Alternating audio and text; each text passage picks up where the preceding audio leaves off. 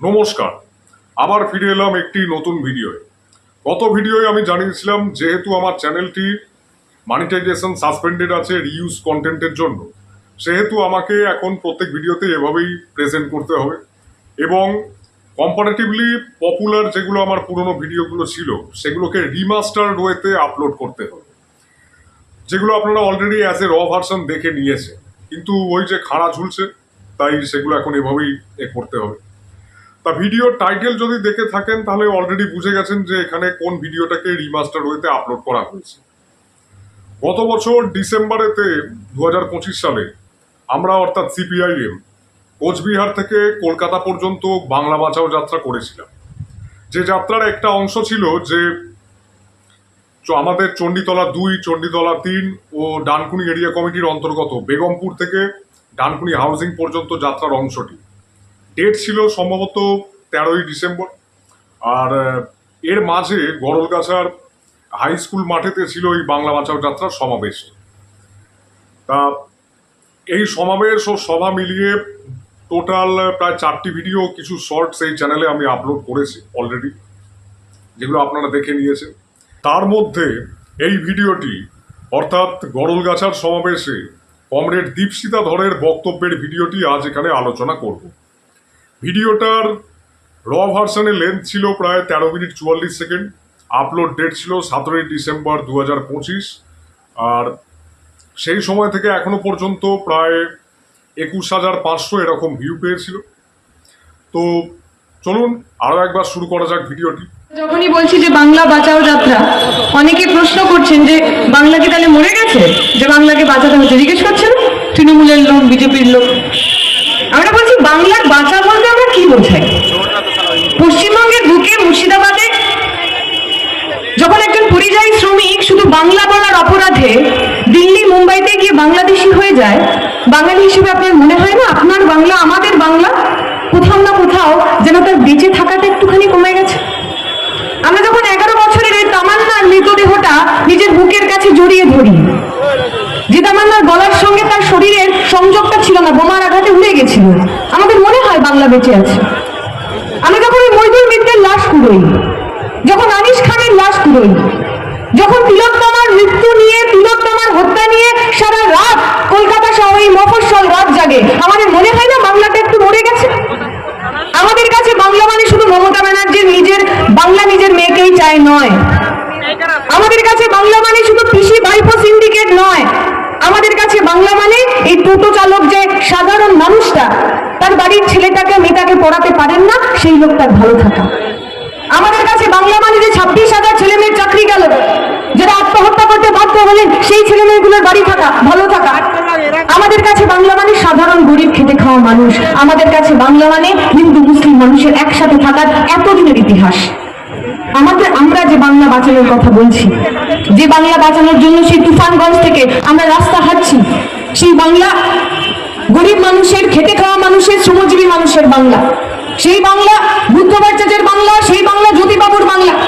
আজকের দিনে দাঁড়িয়ে যখন পশ্চিমবঙ্গের বুকে মন্দির আর মসজিদের রাজনীতি হচ্ছে, মুর্শিদাবাদের বুকে দাঁড়িয়ে একজন বলছেন যে অমুক শতাংশের মানুষ, অমুক ধর্মের মানুষ, তাদেরকে কেটে জলে ভাসিয়ে দেবে। আবার উল্টো দিকে আরেকজন মানুষ বলছেন পশ্চিমবঙ্গের বুকে যারা যারা মুসলমান মানুষ তাদের নাকি এই বাংলা থেকে বার করে দেওয়া হবে। পশ্চিমবঙ্গের বুকে যখন রাজনীতি হচ্ছে, মন্দির তৈরি হবে না মসজিদ তৈরি হবে। আপনারা ভিডিও দেখেছেন, একটা ছোট্ট ছেলে, ও স্কুলে যাওয়ার বয়স, মাথায় হিট করে নিয়ে যাচ্ছে, ওকে জিজ্ঞেস করছে তুমি কোথায় যাচ্ছ? বলছে মসজিদ বানাতে যাচ্ছি। বলছে তুমি যাবে না, স্কুল যাবে না? বলছে না, স্কুল গিয়ে কোনো লাভ নেই। আমাদের মনে আছে উত্তরপ্রদেশের ঘটনায় একই রকম ছবি আমরা দেখেছিলাম। গরিব মানুষ বলছেন যে আমরা শুকনো রুটি খাবো, তবু মন্দির বানাতে হবে। আচ্ছা, মন্দির বানানো হবে, মসজিদ বানানো হবে, আর স্কুল বাড়ি বানানো হবে না? কলেজ বানানো হবে না? ইউনিভার্সিটি বানানো হবে না? খেলার মাঠ বানানো হবে না? হাসপাতাল বানানো হবে না? নতুন একটা কারখানা পশ্চিমবঙ্গের বুকে বানানো হবে না? খালি মন্দির মসজিদ নিয়ে রাজনীতি হবে। এই অংশে তিনি যেটা দিয়ে শুরু করলেন সেটা হচ্ছে যে এই যে বাংলা বাঁচাও যাত্রা এই নামকরণটা কেন, তিনি কারণ হিসেবে যেটা দেখালেন যে এই যে বিজেপির সরকার থাকা রাজ্যগুলোতে শুধুমাত্র বাংলা বলার অপরাধে একজন বাঙালি পরিযায়ী শ্রমিককে, শ্রমজীবী সম্প্রদায়ের মানুষকে হেনস্থা করা হয়, তাকে গ্রেপ্তার করা হয়, অত্যাচার করা হয়।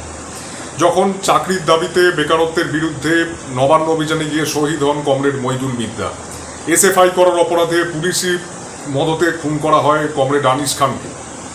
ছাত্র সংসদ নির্বাচনের দাবিতে শহীদ হন কমরেড সুদীপ্ত গুপ্ত। কলকাতার বুকে আরজি করের মতো নৃশংস ভয়াবহ ঘটনা যখন ঘটে যায়, বা তার আগের ও পরের যে সমস্ত ঘটনাগুলি যে ঘটে যায়, এই সমস্ত ঘটনা প্রবাহ বা ঘটনাগুলিকে দেখে মানে মনে হয় না যে বাংলাটা মরে গেছে, সেটাই তিনি এখানে বলতে চাইলেন।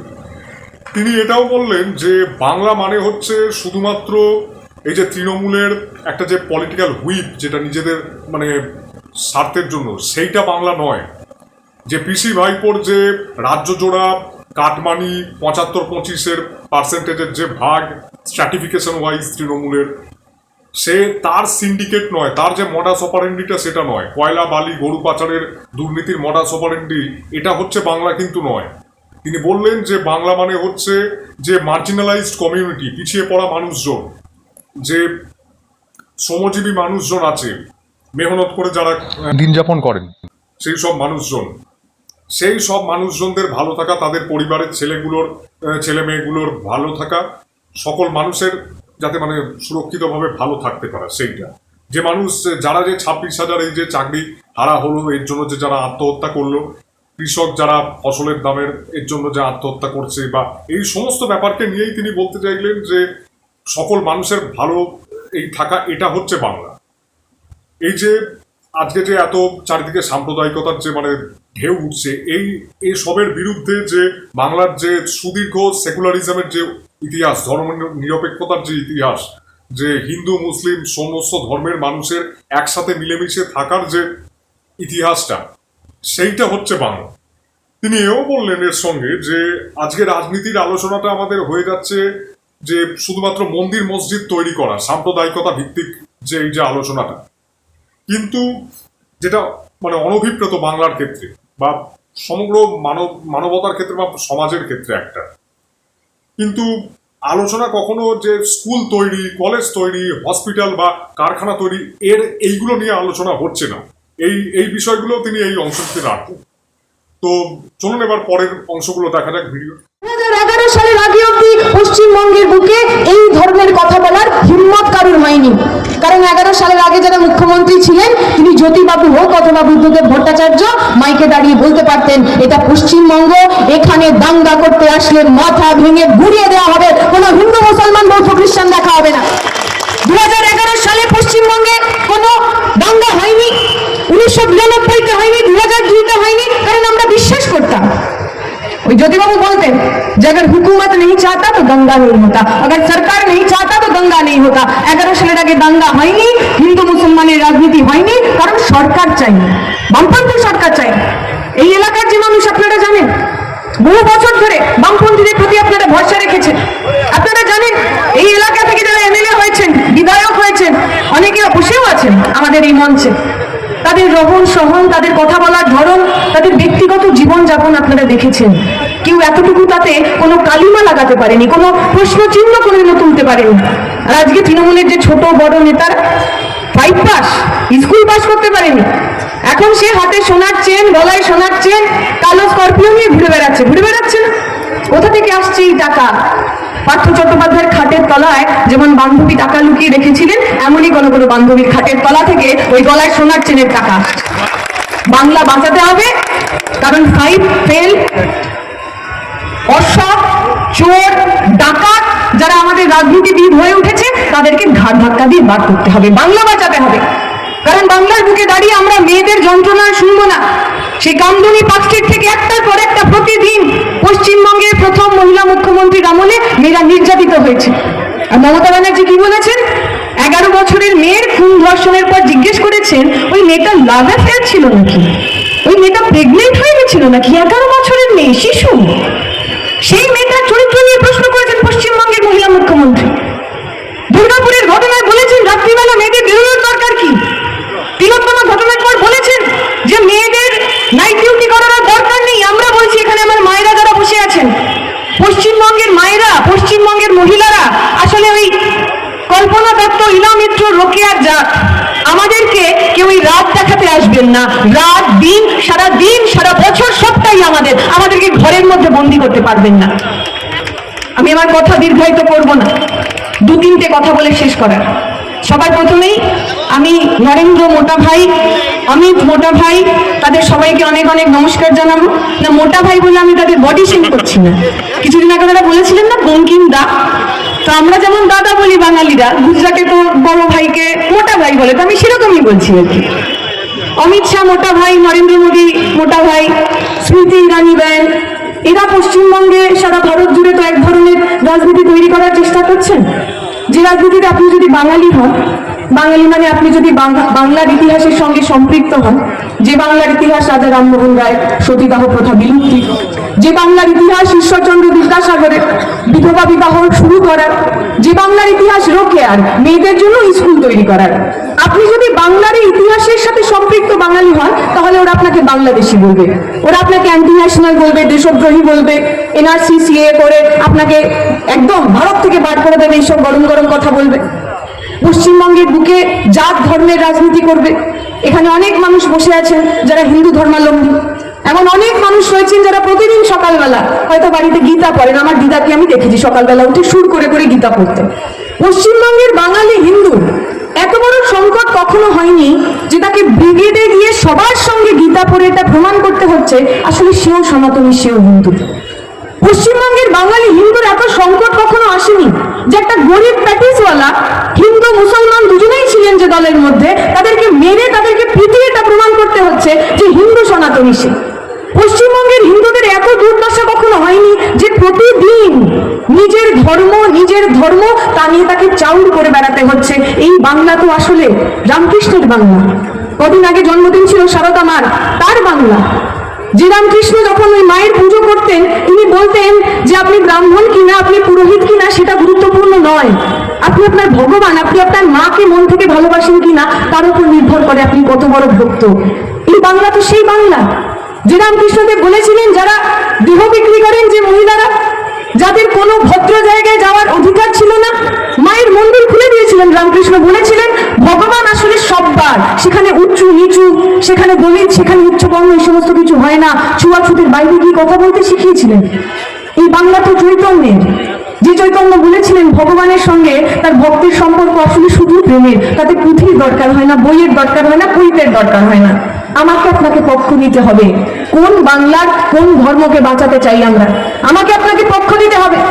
আজকে যে হুমায়ুন কবিররা একটি নির্দিষ্ট ধর্মের ঠেকা নিয়েছে, কিছুদিন আগে যে মমতা ব্যানার্জি যে নির্দিষ্ট ধর্মের মসিহা হয়ে উঠতে চাইছিলেন, এই বাংলার মুসলমানরা, বাঙালি মুসলমানরা, তাদের ইতিহাস কি?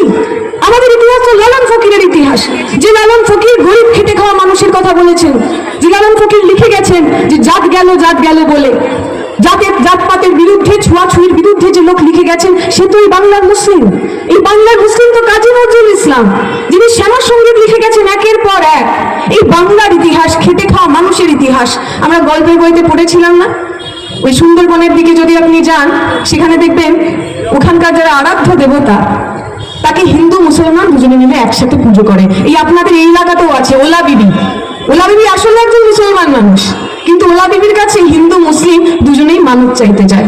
এই পশ্চিমবঙ্গের যে ইতিহাস, খেটে খাওয়া মানুষের ধর্ম নিরপেক্ষতার ইতিহাস, ওয়ার্কিং ক্লাস সেকুলারিজমের ইতিহাস, আমাদের কাজ নিজের বুক দিয়ে, নিজের জীবন দিয়ে বাংলার এই মাটিকে, বাংলার এই ইতিহাসকে বাঁচিয়ে রাখা আমাদের কাজ। পশ্চিমবঙ্গের বুকে 2026 সালে কি বিষয়ে নির্বাচন হবে সেইটা ঠিক করা। এখানে তিনি বলছেন যে 2011-র আগে যারা মুখ্যমন্ত্রী ছিলেন, কমরেড জ্যোতি বসু বা জ্যোতিবাবু বা কমরেড বুদ্ধবাবু অর্থাৎ বুদ্ধদেব ভট্টাচার্য, এনারা যখন মুখ্যমন্ত্রী ছিলেন তখন সাম্প্রদায়িকতার সাথে জিরো টলারেন্স নীতি নিয়ে চলতেন, মানে কোনো রকম আপোষ করতেন না সাম্প্রদায়িকতার সাথে। যে সরকার না চাইলে দাঙ্গা কখনো হয় না, বা কেউ দাঙ্গা করতে এলে তার মাথা ভেঙে গুড়িয়ে দেবো, তার মাথায় টিপ করে গুলি লক্ষ্য করে গুলি মেরে উড়িয়ে দেবো, এই কথাটা তারা বলার সাহসটা রাখতে পারতেন জনসমক্ষে।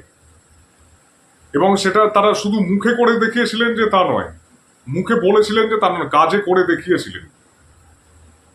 1992-এ যখন বাবরি মসজিদ ধ্বংস হয়, তার পরবর্তীতে যখন দাঙ্গা হয়, তখন পশ্চিমবঙ্গে আরএসএস, জামাত ও বজরং দলকে নিষিদ্ধ করা হয়। তারপরেই 2002 সালেও যখন গুজরাটে দাঙ্গা হয়, তো এই সাম্প্রদায়িক দলগুলো, উগ্র জাতীয়তাবাদী দলগুলোকে কঠোর ব্যবস্থা নেওয়া, ব্যান করার আর্জি জানানো হয়। 1984-তেও একজন শিখকেও ক্ষতিগ্রস্ত হতে হয়নি পশ্চিমবঙ্গের মাটিতে, যখন বাম শাসিত পশ্চিমবঙ্গ ছিল বা বামফ্রন্ট সরকার ছিল। একটা কম্পারিজনও দীপশিতা এখানে দিলেন যে বামফ্রন্ট আমলে যে বামেদের যে বিধায়করা ছিলেন তারা তখন এবং এখন কিভাবে জীবন ধারণ করতেন ও করছেন, তার সাথে এখন তৃণমূলের ধাপে ধাপে যে সব কেষ্ট বিশ্বরা রয়েছে, যে সব ছোট থেকে মাঝারি থেকে বড় সব নেতারা রয়েছে, তাদের কি জীবন ধারণের যে ভোগবাদী যে আড়ম্বর, সেই ব্যাপারটাকেও তুলে ধরলেন। এছাড়া কামদুনি থেকে হাঁসখালির যে ঘটনা, মহিলাদের বিরুদ্ধে যে পাশবিক অত্যাচারের যে ঘটনা, সেই ঘটনার পরিপ্রেক্ষিতে তৎকালীন মুখ্যমন্ত্রী মমতা ব্যানার্জির যে বক্তব্য, সেই বক্তব্যের নিন্দাও ও সমালোচনাও করলেন তিনি।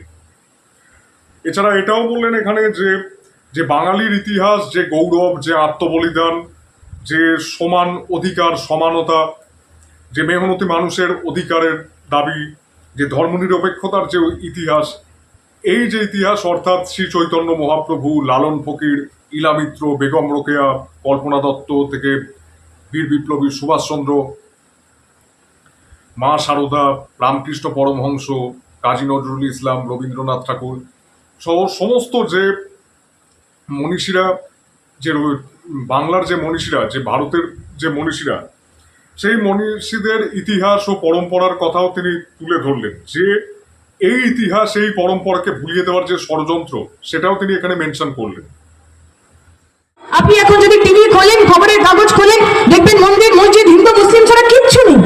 পশ্চিমবঙ্গের জন্য সমস্ত সমস্যা কমে গেছে। ভারতের কোথাও কোনো সমস্যা নেই, মন্দির হবে না মসজিদ হবে, চিকেন প্যাটিসে চিকেন আছে না চিকেন নেই, এই নিয়ে প্রশ্ন চলছে। আমরা বলছি যে হিন্দু বাড়ির ছেলে, যে মুসলমান বাড়ির ছেলে পড়াশোনা করার পর চাকরি পেল না, এই বাংলা বাঁচাও যাত্রা তার কথা বলবে। যে হিন্দু বাড়ির মেয়ে, মুসলমান বাড়ির মেয়ে রাত্রি 9টার পর বাড়ি থেকে বেরোতে পারে না, ভয় পায়, এই বাংলা বাঁচাও যাত্রা তার কথা বলবে। আমরা বলছি তৃণমূল বিজেপি যাদের হাতে তলোয়ার ধরিয়ে দিতে চায় এই বাংলা বাঁচাও যাত্রা, তাদের হাতে সাদা চাকরির খামের জন্য লড়াই করছে। আপনাকে পক্ষ নিতে হবে, আপনি কাদের সঙ্গে থাকবেন, আপনাকে পক্ষ নিতে হবে। যে তৃণমূল বিজেপি প্রতিদিন আমাদের মধ্যে বিভাজনের রাজনীতি করছেন, যে তৃণমূল বিজেপি প্রতিদিন আমাদেরকে একটু একটু করে ভাঙতে চান, আমরা তাদের সঙ্গে থাকবো নাকি? আমি ওই গল্পটা বিভিন্ন জায়গায় বলেছি, আপনাদের এখানে তো বহুবারই বলেছি, যে কংগ্রেস সীতারাম ইয়েচুরি যখন মুজাফফরনগরে দাঙ্গার পর গেছিল, এক চাচার বাড়ির সামনে বসেছেন, বাড়ি একদম জ্বলে পুড়ে সাফ হয়ে গেছে, বাড়ির বাকি লোকদের কোনো আতা পাতা নেই, কেউ জানে না কোথায় গেছে। তো সীতারাম ইয়েচুরি ভদ্রলোককে বলেছেন যে দেখুন, এখানে তো আপনি সেফ নন, নিরাপদ নন, আমার সঙ্গে চলুন, আমি আপনাকে এমন জায়গায় নিয়ে যাবো যেখানে আপনার কোনো অসুবিধা হবে না। চাচা উত্তর দিয়েছে, দেখো আমার তো জন্মই হয়েছে এখানে, আমার দাদা পরদাদা সবাই এখানে দফন হয়েছে, আমি এই জায়গা ছেড়ে অন্য কোথাও যেতে চাই না। তবে বাবা, তুমি যদি আমাকে নিয়ে যেতে পারো তাহলে আমাকে জ্যোতিবাবুর বাংলায় নিয়ে যাও। আমি শুনেছি জ্যোতিবাবুর বাংলায় কোনো দাঙ্গা হয় না, জ্যোতিবাবুর বাংলায় ধর্মের কারণে কারো ঘর তুলে যায় না, জ্যোতিবাবুর বাংলা বাঁচানোর যাত্রা।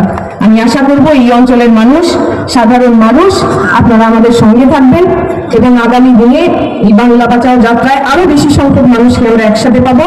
আমি আমার বক্তব্য শেষ করব। কমরেডরা বলার সময় বারবার বলে দিয়েছেন যে একটা পাঁচালি আপনারা শুনেছেন না, সেই পাঁচালিটা দিয়ে যেন শেষ হয়। একটু আমরা মডিফাই করব, আমি দুটো লাইন বলবো, তারপরে আপনারা বলবেন আহা বেশ বেশ বেশ, ঠিক আছে? হবে তো? বক্তব্যের শেষে দীপশিতা আহ্বান করলেন একটা পক্ষ নেওয়ার জন্য, যেখানে এই বাংলা বাঁচাও যাত্রা কথা বলবে বেকারত্ব নিয়ে, বাংলা বাঁচাও যাত্রা কথা বলবে মহিলাদের সমান অধিকার ও সুরক্ষা নিয়ে।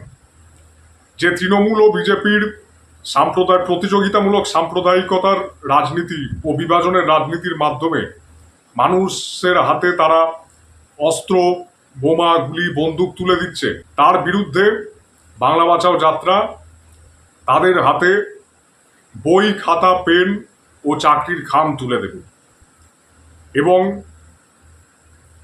বক্তব্যটি শেষ করলেন তার বিখ্যাত অপশাসনের পাঁচালী দিয়ে।